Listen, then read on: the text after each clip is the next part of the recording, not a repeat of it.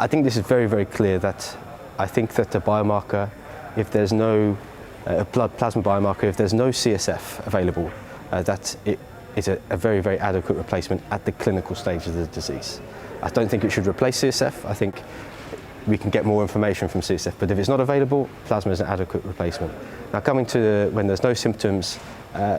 these are definitely pre-screens. The accuracies are much less, the confidence intervals are much larger, but what we do know is they give us far more information than basic demographics, so your ApoE genotype, your age and sex, all risk factors for Alzheimer's disease. At this stage, the plasma biomarkers gives you an additional